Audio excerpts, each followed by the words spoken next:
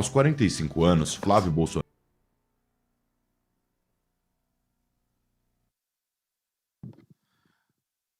Bom dia, senador. Tá ouvindo a gente aí? Bom dia, Thales. Bom dia a todos que nos assistem aí. Bom dia, tô ouvindo bem. Aumenta a voz do senador aqui, por favor, que a gente não tá ouvindo ele aqui na sala. Fala mais alguma coisa aí, Flávio, só pra gente garantir que tua voz vai sair aqui. Deixa eu ver aqui se não é o meu áudio que tá com alguma... Alô, me ouvem ou não? Tá chegando baixo. Eu tô ouvindo você bem aqui, Thales. A gente tá com um problema no repasse do áudio aqui. Só um minuto, senador, que a gente vai organizar isso aqui. Foi aí, turma? Só me ver. Fala alguma coisa agora, 1, senador. 2, 3, testando. Oi, alô? Tá bom agora. Me ouvem bem agora? Agora ouvimos. Bom dia, senador. Eu falo aqui não em nome Bom do dia. G4, em meu nome, mas em nome de 100 mil empresas que são membros do G4 e que empregam 16 milhões de pessoas. Durante o meu discurso de abertura, eu diria que isso aqui é uma entrevista de emprego, né, para o novo CEO do Brasil. Então, estamos sendo duros, como temos que ser, para o homem que pretende assumir uma operação tão relevante como o Brasil. Então, não leve pelo pessoal, a pergunta é de fato dura, mas com a dureza que o cargo exige. Senador, sejamos francos, o senhor não está nessa disputa pelo seu currículo. Está porque carrega um sobrenome cujo dono está inelegível. O mercado precisa saber o que está comprando. Se eleito, quem despacha no palácio? O senhor ou o seu pai? E sob previsibilidade, que é o que essa plateia precifica. O governo da sua família terminou furando o teto de gastos por PEC em ano eleitoral e o senhor mesmo nunca se descolou publicamente de uma só decisão do seu pai. Cite agora, na frente de todos esses empresários aqui nessa plateia e online conosco, uma divergência concreta de agenda econômica entre o senhor e o presidente Bolsonaro.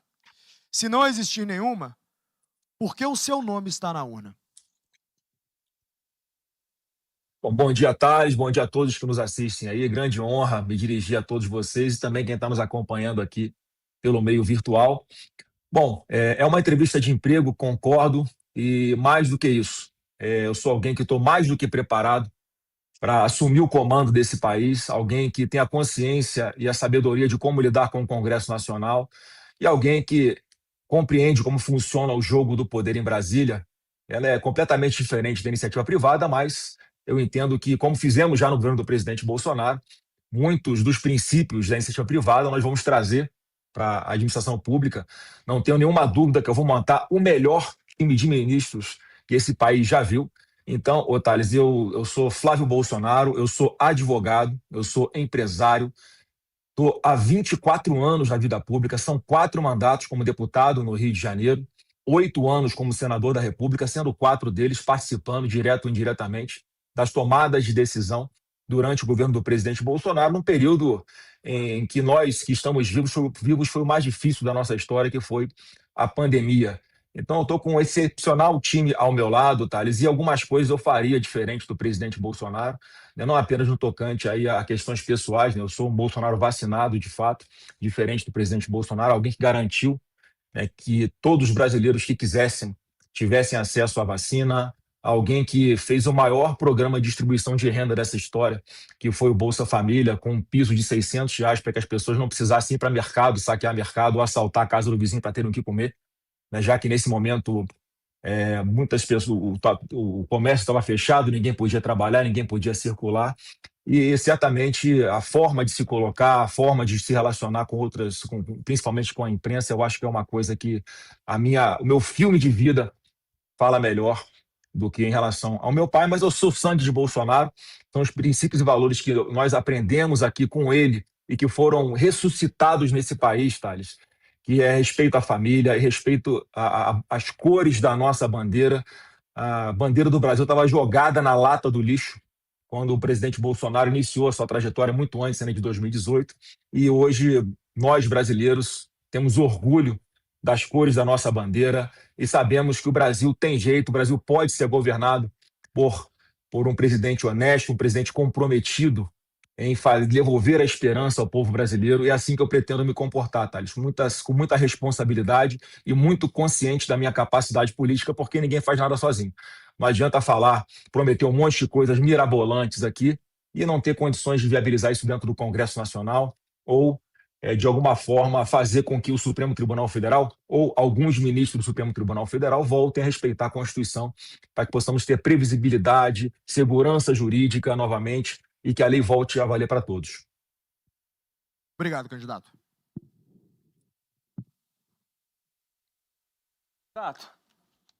Candidato, quem fala aqui é o Wilson Lima, chefe da sucursal de Um Antagonista em Brasília. Temos uma pesquisa da Real Time Big Data sobre o candidato Flávio Bolsonaro. Vamos colocar na tela, se possível, só para a gente constar. Será que a gente consegue colocar na tela o levantamento? Está aqui. Foram feitas duas perguntas. Primeiro, qual é o melhor motivo para votar em Flávio Bolsonaro? Não há motivo para 50% dos pesquisados. 7% acham que ele é mais moderado que Jair Bolsonaro. 16% falam que pelo fato de ter sido indicado por Jair Bolsonaro. E 27% acham que pelo fato de ser o único que pode ganhar de Lula. Temos outro slide dessa sondagem da Real Time Big Data. Qual promessa de Flávio Bolsonaro soa melhor? Nenhuma para 38%, 14% responsabilidade fiscal e corte de impostos, 17% plano real da saúde e 31% plano Brasil sem medo, endurecimento penal. Candidato, a pergunta que eu lhe faço é a seguinte, eu fiz essa pergunta para os demais candidatos e eu refaço ao senhor. O que faria o Flávio Bolsonaro, pessoa física, votar em Flávio Bolsonaro, candidato? Wilson, em primeiro lugar, com relação a essa pesquisa, uma das coisas que o presidente Bolsonaro apostou, e eu apostei também, que poderiam colaborar para esse projeto de Brasil que nós vamos oferecer, é quando as pessoas começassem a conhecer um pouco melhor o Flávio Bolsonaro, porque é alguém que aprendeu ali com os poucos erros e muitos acertos a mais que teve o presidente Jair Bolsonaro, alguém que tem a experiência para poder lidar com o Congresso Nacional, lidar com os outros poderes, alguém que é advogado, alguém que iniciou sua vida pública aos 21 anos de idade como deputado no Rio de Janeiro, já assumindo a presidência da Comissão de Segurança Pública da Assembleia do Rio. Hoje eu sou presidente da Comissão de Segurança Pública do Senado Federal. Então as pessoas vão começar a conhecer as nossas propostas a partir de agora. Essas sabatinas são fundamentais para que as pessoas possam olhar no olho do candidato e sentirem a confiança, olharem como é importante e ter alguém na presidência da República que vai capitanear diversos processos como esse da segurança pública. Quando a gente lança o Brasil Sem Medo, ali são 12 propostas iniciais, Wilson, que são emergenciais que precisamos fazer. A primeira delas, que vem logo de cara, é óbvio, é tratar integrantes de facções criminosas, narcoterroristas, como PCC, Comando Vermelho e milícias, como terroristas, que é o que eles são pessoas que dominam territórios, impõem a sua própria lei, um poder paralelo. A gente não pode baixar a cabeça e achar normal alguém meter barricada em determinado bairro, cobrar taxa de quem quer trabalhar, de quem quer abrir um comércio. Alguém que tem uma barraquinha de cachorro-quente tem que pagar R$ 50 por semana para um traficante ou para um miliciano, aonde a filha de um trabalhador não pode sair para se divertir, porque se um traficante olhar para a cara dela e achar que pode ter ela para esse marginal, um pai ou uma mãe tem dificuldade de fazer alguma coisa, porque é assim que funciona a lei da selva que existe hoje em determinados locais. Então a gente tem que resgatar esses lugares. Como eu vi lá em Vila Velha, no Ceará, uma cidade fantasma, onde o tráfico chegou e expulsou todo mundo de casa.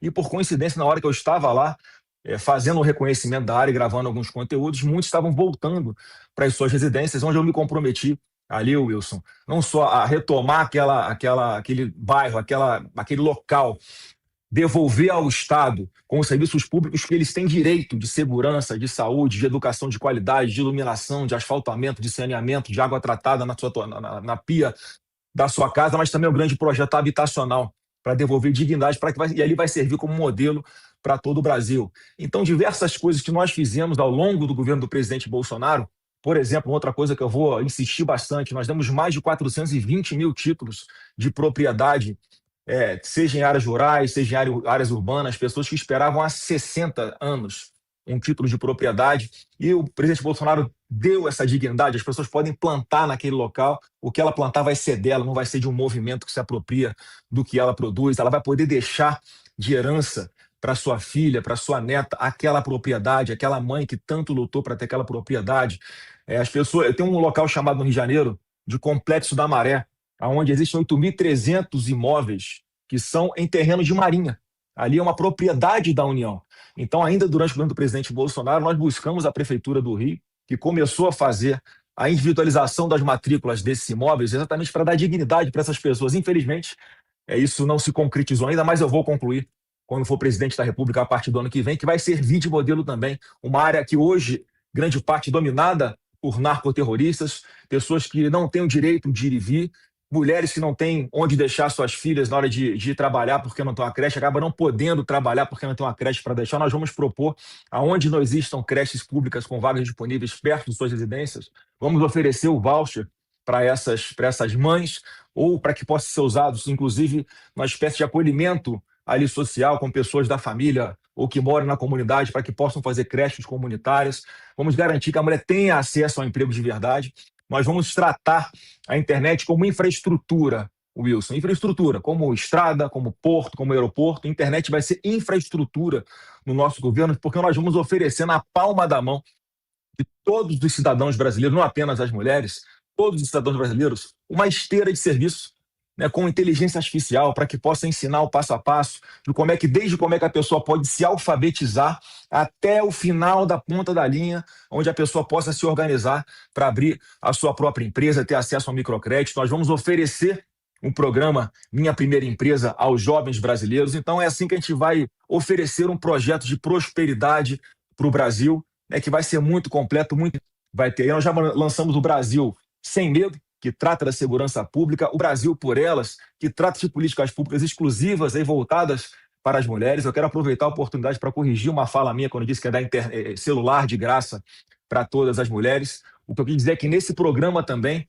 como você tem hoje aí no seu cartão de crédito um cashback, você pode trocar por alguma coisa, você pode restituir, ter restituição de um determinado valor do que você usou naquele cartão de crédito. Então nós vamos pegar o banco, a Caixa Econômica Federal, e vai ser o Bradesco ou o Itaú das favelas ou das periferias, que vai ser exatamente para que as pessoas mais humildes possam ter ali uma esteira de serviços ao seu alcance, com acesso garantido à internet, como nós fizemos com o presidente Bolsonaro. O Wi-Fi Brasil distribuiu mais de 21.300 pontos de internet por todo o Brasil, em especial em áreas escolares, em áreas indígenas. E a partir disso nós conectamos mais de 11 milhões de brasileiros que passaram a ter acesso ao GovBR, que foi praticamente descontinuado nesse atual governo, que insiste em querer burocratizar os serviços públicos para criar dificuldades e manter as pessoas dependentes de programas do governo. Então, é um programa que, né, nos próximos dias vai estar aí protocolado junto com o registro de minha candidatura, mas eu acho que a gente tem que devolver a esperança para o povo brasileiro. Eu acho que não é um trabalho fácil a ser feito, mas só vai ser possível entregar de verdade ao Brasil um presidente que consiga aprovar as matérias e não apenas ficar aí no fantástico mundo de Bob prometendo coisas que são impossíveis de acontecer ou que o povo não vai sentir na prática. Nós temos um grande problema pela frente, né, que são mais de 80% das famílias endividadas, e nós precisamos ter uma atenção especial para isso. A única forma que nós vamos conseguir resolver isso é organizar as contas e buscar aí mecanismos e políticas públicas que vão devolver o poder de compra a essas pessoas. De forma muito objetiva, o senhor apresenta o plano de governo, já vai protocolar quando? Já tem uma data específica? Junto com o registro da candidatura, que tem até o dia 15 de agosto para acontecer. Até lá também já estarei, com certeza, com a vice-presidência escolhida. Rodolfo Borges. Candidato, é bom que o senhor já conseguiu botar várias propostas aí no início dessa sabatina. Essa é a nossa proposta aqui. Estamos diante de uma plateia de empresários exatamente por isso. E o Thales usou a palavra mágica, que é previsibilidade. Então, o senhor tem várias propostas, vai indo protocolar. Mas a sua candidatura, mais do que todas as outras das principais candidaturas, ela tem uma questão por ser resolvida. O senhor, inclusive, já falou sobre isso nessa semana, que é essa tentativa de anistiar os condenados do 8 de janeiro, entre eles está o seu pai. O senhor falou que pretende fazer isso na transição para que o governo já comece com essa perspectiva. O problema é o STF, né? A anistia não foi aprovada até agora, a dosimetria que foi aprovada pelo Congresso, depois vetada pelo presidente, depois o Congresso derruba o veto e agora está parada no STF. Quer dizer, a dosimetria, que é uma medida menos gravosa, né, do que a anistia, mesmo ela está parada. Aí eu quero perguntar diretamente para o senhor com uma perspectiva de que o presidente do STF, a partir de setembro de 2027, será o Alexandre de Moraes. Como é que, diante desse quadro, o senhor pode ou vai tentar convencer esse eleitorado aqui de empresários de que o seu governo terá previsibilidade? Bom, Rodolfo Borges, obrigado aí pela pergunta. Como presidente da República, eu não tenho nenhuma dúvida que isso, né, vai ser muito mais tranquilamente aprovado no Congresso Nacional. Eu falo que possivelmente durante a transição, porque eu sou senador da República, né, eu transito, eu converso, eu sei como lidar dentro do Congresso Nacional. Um presidente recém-eleito tem a força para implementar muitas coisas, né, eu não vou usar minha força para isso, vou usar para várias outras coisas que eu vou falar ao longo aqui dessa sabatina com todos vocês. Mas vamos lembrar do seguinte, né? Alguém acha que a democracia está plena no nosso país? Alguém concorda que o que está acontecendo na investigação do filho do Lula, essa interferência que existe por parte de dentro da própria Polícia Federal nas investigações, é uma coisa normal, uma proteção? Um policial federal que é trocado no meio da investigação do filho do presidente da República? Uma polícia federal que tenta burlar ali a relatoria escolhida do que foi sorteada para o ministro André Mendonça para fazer com que investigações sobre o Lulinha, o filho do presidente da República, vá para as mãos de outro ministro do Supremo Tribunal Federal. Eu acabei de ver aqui que uma das tentativas da Polícia Federal foi a distribuição de uma das investigações do filho do Lula, que é corrupção, é tráfico de influência, é o dinheiro do roubo dos aposentados do INSS, que, ao que tudo indica, foi parar na conta do próprio filho do presidente da República, o irmão do presidente da República, que é vice-presidente de um dos sindicatos que roubou centenas de milhões de reais de aposentados do INSS. Então, isso tudo leva a gente a ficar olhando para a política hoje até com um certo nojo. Hoje, grande parte do brasileiro está descrente da política, mas não tem outro caminho, Rodolfo, para a gente conseguir resgatar o nosso Brasil. E tem que ter alguém, obviamente, que entenda e que tenha ali o conhecimento de como lidar com a política. E dentro do Congresso Nacional, eu vou conseguir aprovar, sim, essa anistia, porque vamos lembrar, não só o presidente Bolsonaro, pessoas foram condenadas, e aí deixa a paixão de lado.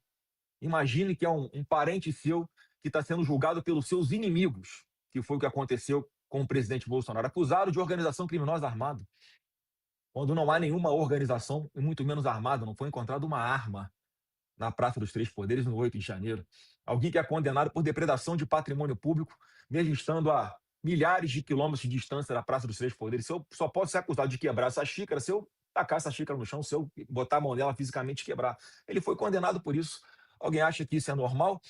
Tentativa de golpe de Estado, quando o presidente da República ele desmobilizou caminhoneiros para que não houvesse trancamento de estradas logo após as eleições. Alguém que nomeou o comandante do Exército e da Aeronáutica escolhidos pelo Lula ainda durante o seu governo.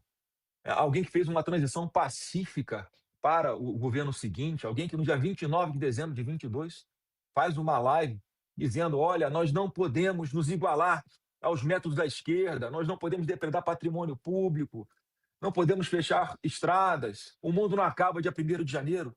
Então, assim, ele foi o processo que iniciou e todo mundo já sabendo qual ia ser o resultado final. Então, foi uma grande farsa que foi armada, não apenas para o presidente Bolsonaro, mas para centenas, milhares de outros inocentes que vão ser anistiados no meu governo. A dosimetria, vocês veem que a democracia não é plena, Rodolfo, quando um único ministro sozinho do Supremo Tribunal Federal, ele não precisou nem dar canetada, ele travou a dosimetria, depois desse processo que você colocou muito bem, a vontade democrática do Congresso Nacional de derrubar, no fim das contas, o veto do presidente Lula e a lei da dosimetria entrar em vigor, e aí as defesas começam a protocolar ao relator no Supremo, Alexandre de Moraes, para pedir a redução, o recálculo de suas penas, e ele fala assim, não, peraí, não vou decidir nada agora, não, porque tem uma ação de inconstitucionalidade, que um partido de esquerda entrou aqui no Supremo também. Vamos julgar lá primeiro, para ver se a lei é constitucional ou inconstitucional. Depois eu recalculo aqui, quando foi ele próprio, Alexandre de Moraes, quem redigiu esse texto da dosimetria com um relator escolhido por ele, que a todo momento falava para a gente, né, que não, isso aqui o Alexandre de Moraes não aceita, isso aqui o Alexandre de Moraes aceita. Então, essa esculhambação que virou o país hoje precisa de alguém de pulso firme, sim, e nós vamos ter a maioria no Congresso Nacional, uma maioria ainda mais ampla na Câmara e uma maioria para fazer o presidente do Senado e termos quórum, inclusive, para alterar a Constituição Federal no Senado Federal. Então, eu tenho a convicção que o Congresso Nacional vai estar com a sua composição, eu espero isso nessas eleições, muito mais para um presidente como Flávio Bolsonaro do que para um presidente como o atual, que já não tem maioria, portanto, precisa fazer conchavos com outros poderes para poder conseguir governar de alguma forma, usando a ameaça, usando a caneta, usando a censura, o aparelhão da Polícia Federal para perseguir adversários políticos. E é assim que a gente vai começar a resgatar a normalidade no nosso país. Mas eu não sou candidato para isso, eu sou candidato porque eu sei qual o caminho que o Brasil precisa seguir, eu sei qual o caminho da prosperidade que nós começamos com o presidente Bolsonaro, o modo Guedes e da Dani Marques, que eu acho que ela está até aí presente também, uma pessoa brilhante e que está me ajudando, né, junto com outras dezenas de economistas, a traçar um plano de resgate do Brasil a partir do dia 1. E vamos falar sobre isso aqui ao longo dessa sabatina. Passar para outra pergunta do Rodolfo Borges, eu queria pedir a gentileza do senhor para a gente tentar ser mais objetivo para explorarmos uma maior quantidade de assuntos. Rodolfo Borges. A Daniela Marques está aqui mesmo, estou aqui vendo ela aqui na plateia. Eu só queria completar essa questão, candidato. O senhor sugeriu, no final da resposta, eu queria que o senhor confirmasse se é de fato isso. A solução dessas questões que vão estar no seu governo, caso o senhor seja eleito, elas passam pelo impeachment de um ministro do STF? Olha, qualquer ministro do Supremo que infrinja a Lei 10.079, um crime de responsabilidade, tem que sofrer de processo de impeachment. Eu acho que essa grande anomalia que nós estamos vivendo hoje no nosso país é exatamente porque a atual configuração do Senado Federal, ela desvirtuou isso, ela desequilibrou essa suposta harmonia que deveria haver entre os poderes, não há freios e contrapesos. Então, obviamente, quando você tem um ministro que ele interfere e tem participação político-partidária, alguém que participa de julgamentos quando deveria se declarar suspeito para participar desses julgamentos. Citei aqui para você dois requisitos ali que tratam da lei de impeachment e que o ministro do Supremo infringiram, do meu ponto de vista, de forma objetiva, esses dois requisitos. Agora, o presidente da República, o próximo, vai indicar 4 ministros do Supremo. Então, eu, como presidente da República, vou indicar ministro do Supremo. E agora, quem vai dizer se ministro do Supremo vai sofrer impeachment ou não vai ser o Senado Federal. E, mais uma vez, infelizmente, em função da inércia do Senado Federal, nós chegamos a essa situação de um ministro do Supremo Tribunal, né, por exemplo, Alexandre de Moraes, tomar medidas completamente inconstitucionais e ilegais, com praticamente um seguro de que nada aconteceria contra ele no Senado Federal. Então é importante deixar isso aqui muito às claras, falar objetivamente, sem medinho, porque na prática o que desvirtuou o equilíbrio entre os poderes dos últimos anos para cá foi exatamente isso, aonde o presidente Bolsonaro e milhares de pessoas foram julgadas, né, por seus inimigos. Vamos lembrar que o Bolsonaro foi julgado, né, pelo Alexandre de Moraes, o seu inimigo público declarado, por Flávio Dino, que até ontem era ministro da Justiça de Lula e disse que o Bolsonaro é o demônio na terra, quer dizer, alguém que também deveria ter se declarado impedido e suspeito para julgar o Bolsonaro não fez, e o ministro Zanin, que até ontem era advogado do Lula e está fazendo tudo ao contrário do que ele praticava enquanto advogado. Então, obviamente que essa situação não dá para continuar desse jeito. Uma das coisas que afastam os investimentos no Brasil é a insegurança jurídica, essa incerteza se a Constituição vai ser cumprida, se a lei vai ser cumprida, dependendo de quem é o advogado que assina uma petição para determinados ministros, você já sabe qual vai ser o final desse julgamento. Então tá tudo errado, isso precisa ser encarado, mas quem vai resolver isso vai ser o Senado Federal. Eu, enquanto presidente da República, certamente vou indicar 4 ministros ou ministras para o Supremo Tribunal Federal que respeitem a Constituição e que deem essa previsibilidade, essa segurança jurídica para o nosso país voltar a ter um ambiente de negócios atrativos para todo mundo e para os empresários brasileiros também. Candidato, já que o senhor falou de ambiente de negócio, eu quero aproveitar o gancho para fazer um questionamento relativamente simples. Se o senhor vier a ser eleito presidente da República, quais são as 3 primeiras medidas que o senhor adotaria logo na primeira semana de mandato para favorecer o ambiente de negócios? Só 3? Bom, vamos lá. Se quiser citar 5, 10, estamos à vontade. Uma eu já fiz, Wilson, que foi dar o exemplo e apresentar a PEC do fim da reeleição. Eu de verdade acredito que esse instituto, ele vai ser o fim da reeleição, ele é fundamental para que o presidente da República sente naquela cadeira e tenha compromisso com o futuro do Brasil, com as próximas gerações e sem se preocupar com a reeleição. É natural de qualquer ser humano, quando senta, né, quando inicia o seu mandato, ele se preocupar, né, como é que vai ser para frente. Se ele tentar uma reeleição, ele já começa a se preocupar desde o primeiro dia.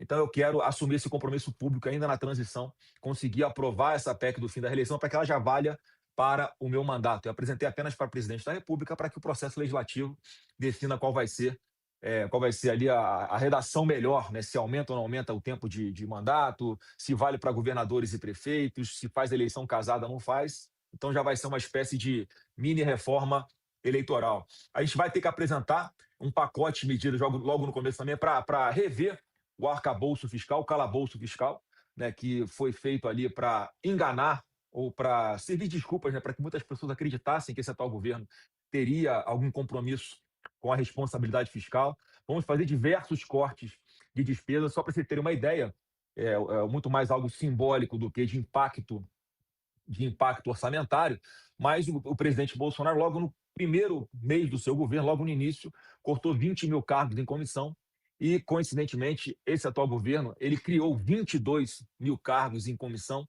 A gente vai fazer, sim, redução de ministérios, que é importante, é também simbólico, mas é fundamental para que possamos ali cobrar metas, cobrar resultados de diversos ministros e escolher aquelas pessoas que são preparadas e, de preferência, que entendam também um pouquinho da vida pública e como é que funciona a política, para que possamos dar dinamismo e velocidade às propostas, né, que nós vamos precisar encaminhar sempre ao Congresso Nacional.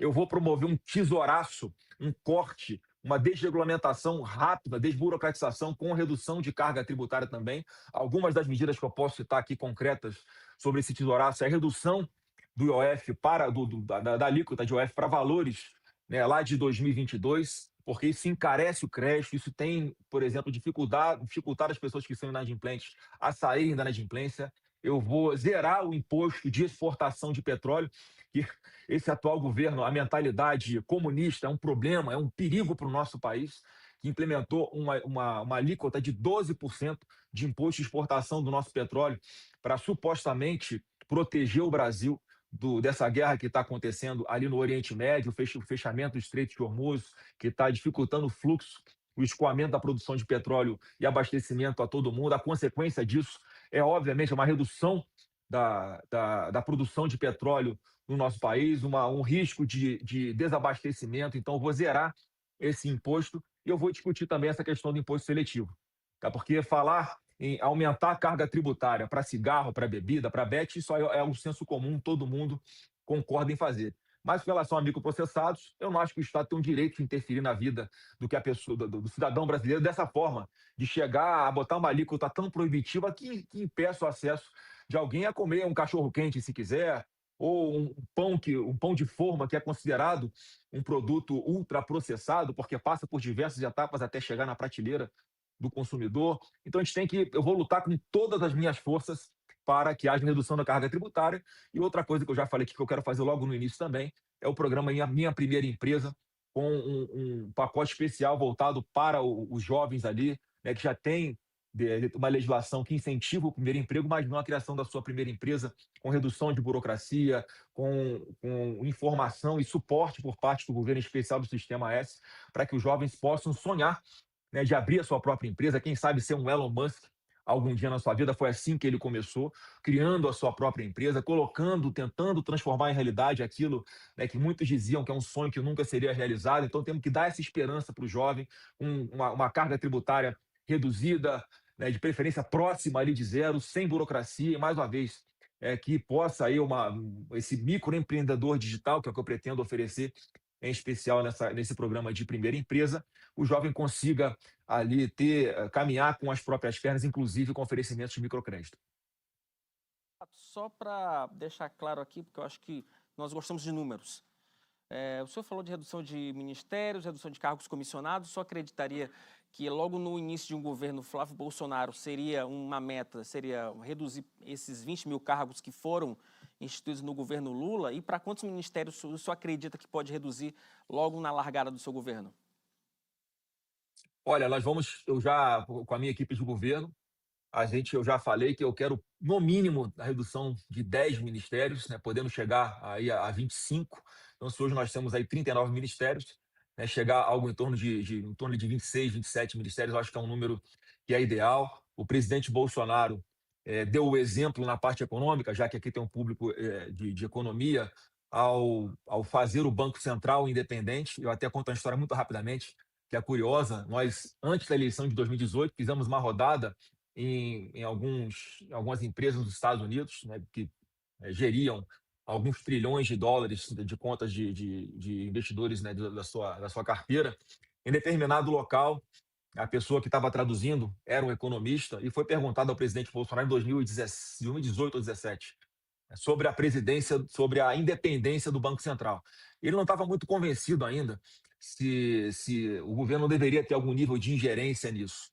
Mas, no fim das contas, ele entendeu que era uma necessidade, que era importante, que era algo não apenas de governo, mas de Estado que deveria ser feito, e foi feita essa pergunta para ele. Presidente, o senhor entende que o Banco Central tem que ser independente? E aí o Bolsonaro respondeu, né, antes da tradução, lógico: olha, eu acho que o Banco Central tem que ser independente, mas tem que ter alguma forma ali do governo, de repente, se precisar ali, fazer alguma coisa para garantir, né, que também alguém não faça besteira, né? Aí o tradutor falou: The president said central bank must be independent. E aí o pessoal não tinha entendido a resposta dele em português, entendeu só em inglês, mas o que vale é que, no fim das contas, o presidente Bolsonaro, mais uma vez, demonstrando um desprendimento de apego ao poder, uma pessoa que não tem apego ao poder, não tem apego à cadeira de presidente, só queria dar o seu melhor.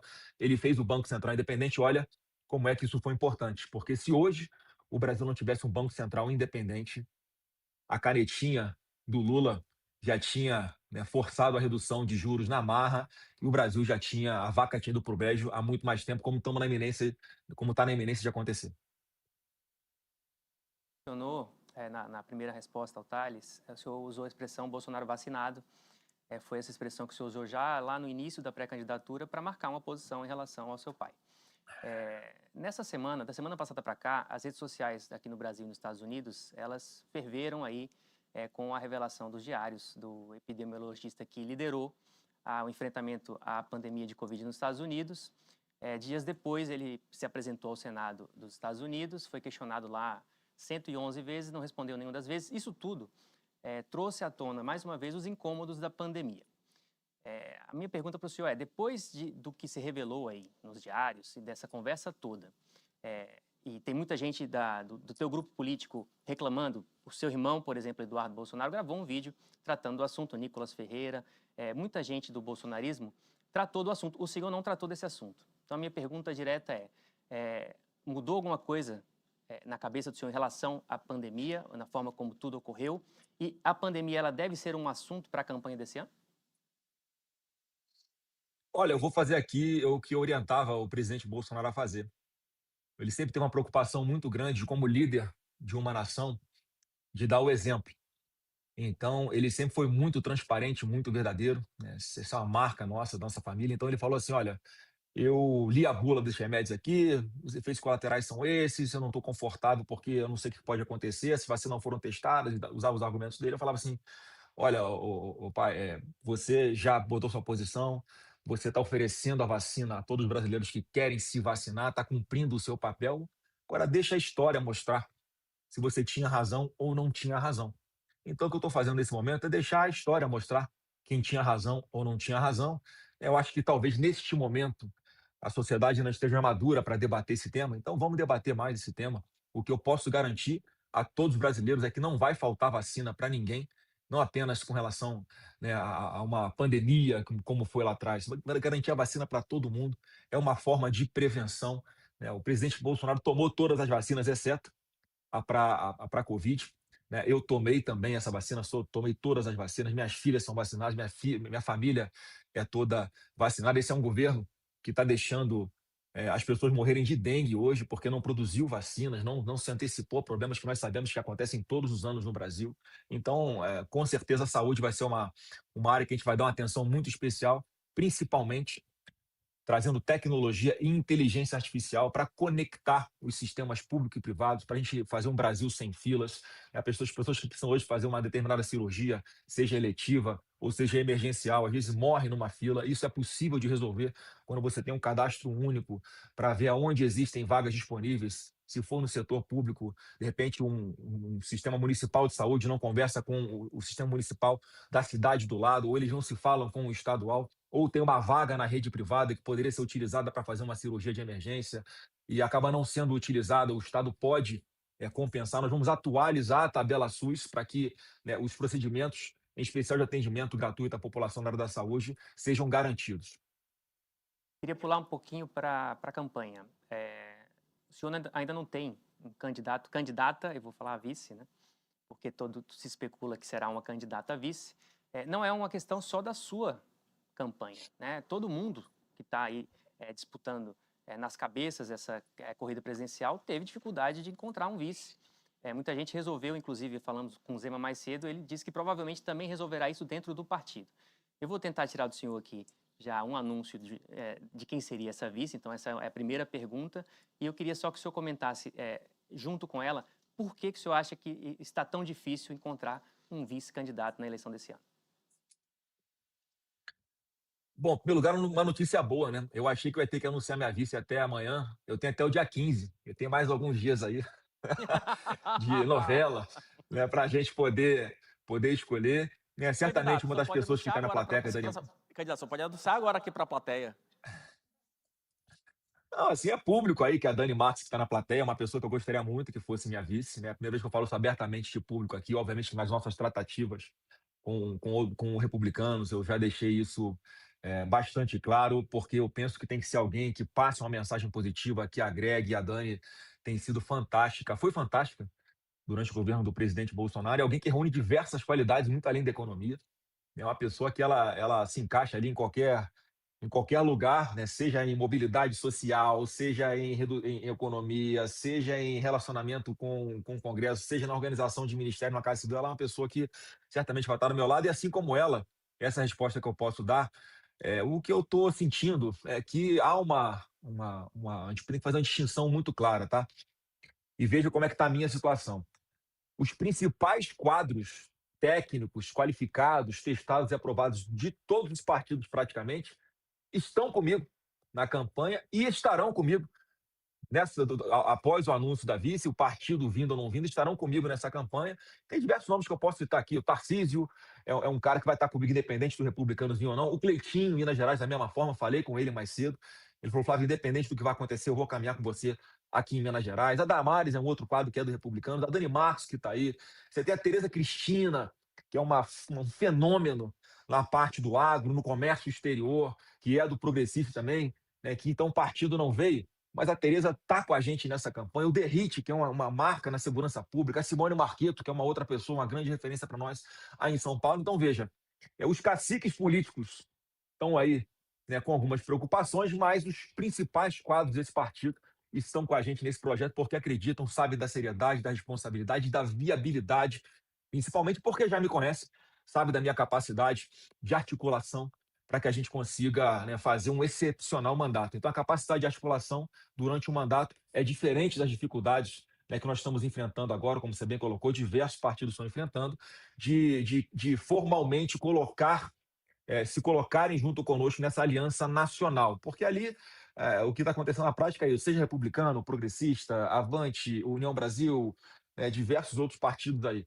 Eles, apesar de não estarem conosco nessa composição nacional, para mim, eu busquei isso, estou tentando até o último minuto que eu puder, eu vou tentar, porque me dá tempo de televisão, acho que é importante, né, poder comunicar, são mais inserções para construir, melhor o nosso projeto, ficar fácil da população entender quais são nossas propostas para o Brasil, mas em praticamente todos os estados nós estamos com palanques montados com esses partidos. Nós temos 22 palanques já 100% fechados no Brasil, só para que todos possam ter uma referência. O presidente Bolsonaro tinha, em 2022, apenas 10 estados, né, com os palanques. Nós já temos mais do que o dobro. Agradeço aqui o Rogério Marinho, que é um outro craque, que está com a gente aqui e está articulando isso tudo. E vocês, né, muita gente na política ou na imprensa, olha para alguns nomes e enxergam como um grande articulador político, né? Eu falo, por exemplo, aqui o Kassab. Todo mundo o qualifica como um grande articulador político. E o PSD, no entanto, está sozinho. Ele próprio teve que ser o escolhido ali a vice na chapa do candidato do PSD, e mesmo tendo 3 ministérios no governo Lula, né? Então, o natural seria, inclusive, o PSD estar caminhando, né, com o Lula, já que teve esse espaço e continua tendo dentro do governo Lula. Então, essa questão de não haver a formalização em âmbito nacional, é óbvio que eu gostaria de ter, mas se não tiver também, as principais pessoas desses partidos vão caminhar conosco e vão nos ajudar a resgatar o Brasil. Candidato, temos aqui 6 minutos e pouquinho para o fechamento da sabatina. Eu tenho que, inclusive, lhe entregar 2 minutos para suas considerações finais. Eu queria que o senhor fizesse um rápido comentário sobre rombo fiscal. O que pode ser feito a partir de 2027 para que o Brasil tenha uma capacidade fiscal maior? É bom lembrar que a nossa relação de dívida de PIB é de 80%, né? Para 2027 a tendência é que seja de 100% do PIB. O que dá para fazer? Desvinculação de receita da União, muda teto, muda piso constitucional? O que o senhor imagina que pode ser feito ano que vem? Olha, diversas coisas, obviamente, sempre fazendo com que as despesas caibam dentro da receita. Essa previsibilidade tem que acontecer. Eu acredito que o simples fato de o Lula não se reeleger, isso já vai dar uma esperança, uma expectativa, já começa a impactar nesse cálculo da taxa de juro futura. Eu acho que a gente tem diversas coisas que podem ser feitas para aumentar a arrecadação. Corte de despesa vai ser generalizado com diversas medidas, inclusive com a implementação de inteligência artificial, Rodolfo, para que nós possamos implementar uma governança que ali em tempo real, com transparência à população, todos possam saber quanto é que é gasto desde o cafezinho até as grandes licitações, passando pelas nomeações de pessoas para preencherem cargos públicos.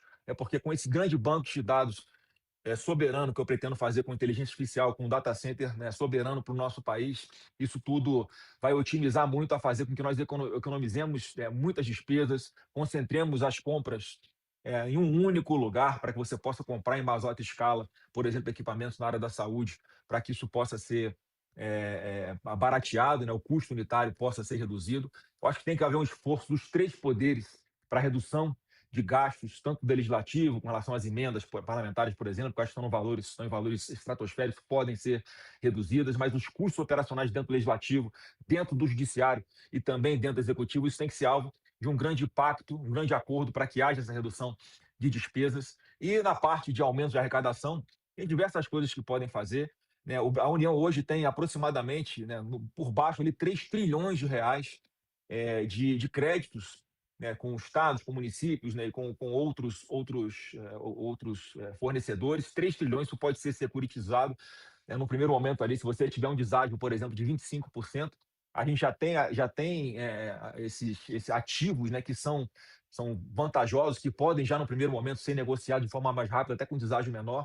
A expectativa da nossa equipe é que isso possa gerar algo em torno já de 200 bilhões de reais no primeiro ano. A gente tem a questão, eu vou criar um fundo imobiliário, hoje está no balanço da União 1,7 trilhão de reais de imóveis que a União tem, né? São mais de 730 mil imóveis, isso pode estar em um fundo que possa ser gerido. Nós começamos a fazer isso no governo do presidente Bolsonaro, mas em função ali, né, do arcabouço regulatório, acabou que a gente não conseguiu botar para frente, mas é algo que pode já também dar, né, alguns bilhões de reais de receita para o nosso governo. Eu vou fazer um grande programa de concessões, em especial na parte de infraestrutura, na parte de energia, que o Brasil está aqui na iminência de ter um grande boom, por exemplo, de commodities de petróleo. A gente pode acelerar isso, né, para que haja com responsabilidade ambiental, é lógico, mas uma celeridade, otimizando aqui também todo o mecanismo de licenciamentos ambientais e concessões de outras licenças, que a gente vai promover, né, aqui durante o nosso governo. Então, estou falando de mais alguns bilhões que podem entrar, né, nessa questão. As outorgas que nós vamos fazer também, a questão da mineração e de terras raras, que a gente precisa olhar com bastante carinho, é algo que pode ser também ali um quesito no nosso governo para dar celeridade e dar controle. Grande parte do que é explorado hoje em minerais nossos, eles são evadidos de divisa, de forma criminosa, inclusive. Nós temos os royalties desse petróleo que podem ser também securitizados, sem falar também da participação especial. Então, a gente tem diversos mecanismos, que nós temos, como eu falei, mais de 30 economistas trabalhando, já não apenas para o plano de governo, mas para o que nós vamos fazer a partir do dia 1 de governo. Dei aqui alguns exemplos concretos e práticos, como é que a gente pode aumentar essa receita e, em função do que nós vamos ter de receita, é fazer aquilo que o Paulo Guedes já falava, né? Uma parte vai ali para pagamento de juros, a outra parte vai ali para a infraestrutura e outra parte vai para o social. Eu acho que é assim que a gente vai conseguir demonstrar para todos que pretendem investir no Brasil que o Brasil vai buscar novamente um espaço na OCDE, combatendo a corrupção, arrumando as suas contas e fazendo com que o Brasil seja novamente um grande ambiente de negócio favorável ao nosso país, porque, para concluir, lá em outubro de 22, as expectativas da nossa taxa Selic era que ela fosse ali algo em torno de pouco mais de 7% neste momento. E que nós estamos vendo uma taxa de juros de 14,25%, o dobro praticamente, ou seja, as práticas que o atual governo implementou ou a falta delas fizeram com que a desconfiança do Brasil explodisse. Esses juros impactam principalmente no preço da comida, que está todo mundo vendo na ponta da linha. Um governo que é gastador, que está caminhando a passos largos para 100% de endividamento em relação ao CPIB e está trazendo as famílias brasileiras para se endividarem também. Então, a melhor coisa que a gente pode fazer, que eu vou buscar de cara, com muita força e com autonomia para as pessoas que vão ter a caneta para fazer isso, é arrumar as contas para que haja essa previsibilidade e o nosso juros futuro comece a cair drasticamente para que o financiamento possa voltar a ser barato no nosso país e incentivar que as pessoas empreendam e não fiquem apenas vivendo de aplicações em banco. Tinha uma série de perguntas rápidas aqui, bate-bola, mas eu vou pulá-las porque já estouramos nosso tempo. O senhor tem 2 minutos para suas considerações finais dessa sabatina. Bom, quero agradecer ao antagonista e ao G4 aí pela oportunidade de falar com todos vocês. Nós vamos ter as eleições mais importantes para as próximas décadas, para nossas famílias, agora, daqui a 60 e poucos dias, porque se você quer continuar tendo liberdade de, nas redes sociais, criticar um governo, vem com a gente. Se você quer ter continuidade, se você quer continuar criticando, né, nos jornais, nos veículos de comunicação, um governo, vem com a gente.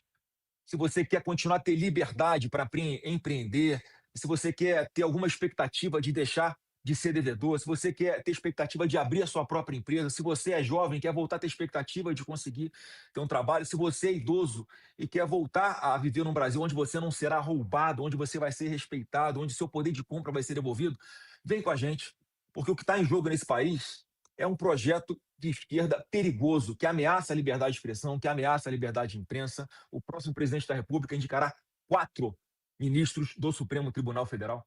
Vocês imaginem o atual presidente indicando mais 4 Alexandres de Moraes. Como é que a gente não vai ter insegurança? Como nós vamos continuar com essa insegurança jurídica, continuar com as perseguições, com a imprevisibilidade, com essa podridão que nós estamos vendo, como funciona, né, a alta cúpula do Poder Judiciário no nosso Brasil. Então, o que eu quero ter oportunidade de mostrar para vocês é que eu estou completamente preparado. Eu sei como funciona a política em Brasília. Eu quero dar o meu melhor. Estou abrindo mão de um futuro tranquilo, inclusive para minha família. Eu tinha uma reeleição ao Senado muito bem encaminhada no Rio de Janeiro e abri mão disso tudo porque eu acredito na missão. Eu acho que é um projeto de Deus para o nosso país e é com muita fé. E é nesse momento que o Brasil precisa de homens com coragem, homens preparados, homens decentes e homens de fé, homens e mulheres, é que a gente vai conseguir resgatar o nosso Brasil. Porque mais 4 anos de PT no poder, além de ele não merecer, vai ser o fim do nosso país, o fim da liberdade, o isolamento internacional ainda maior do Brasil. Então vamos dar oportunidade para a prosperidade vencer o pavor que há hoje com esse atual governo. Agradeço.